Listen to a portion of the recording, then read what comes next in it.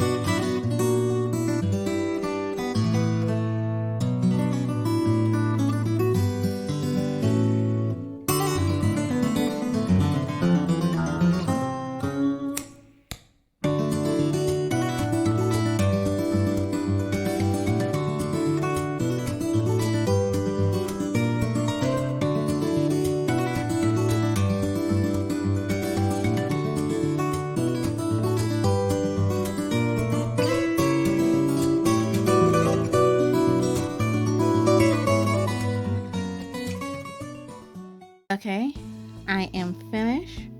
What are some of the things that I have noticed? Well, first of all, these Caran D'ache, or as another art YouTuber like to call it, Caran D'ache Caran D'ache Neocolour IIs are very opaque. So right now what I'm doing is I'm just putting in back my line work. And because they're wax,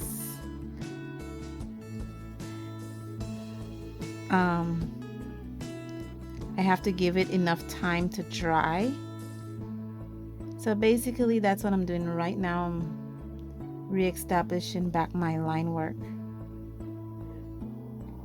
And also the experience with these, it feels like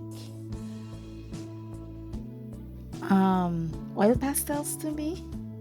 Maybe it's because of the, like I said, it feels like firm lipstick. And my voice is leaving me. It does feel like firm lipstick. That's what it actually does feel like. And also the colors are really opaque. So right now all I'm doing is trying to re-establish like my line work because I can't see them and they don't look really nice, especially when they're all smudging this.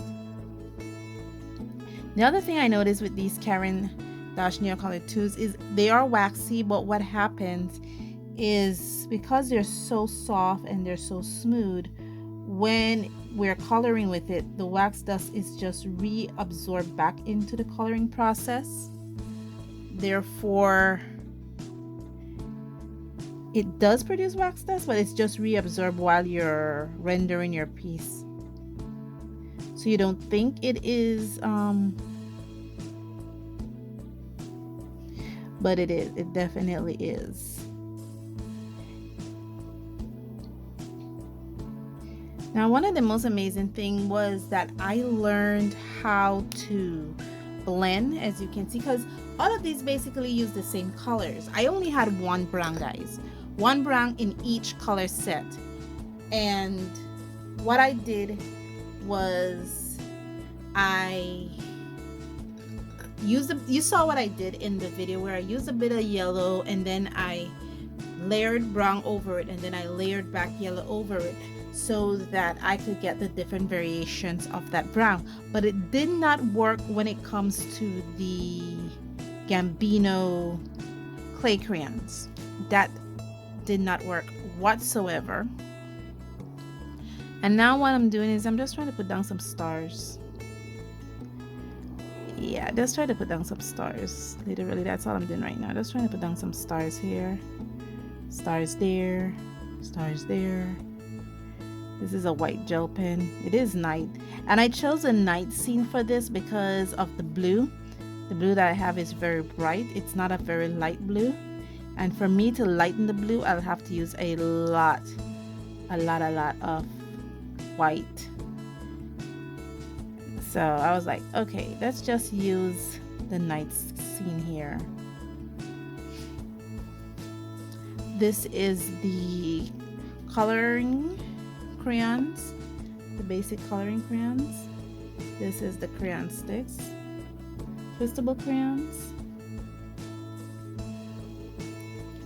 You can't even see these stars. I might have to go brighter, maybe use a pasta over them when this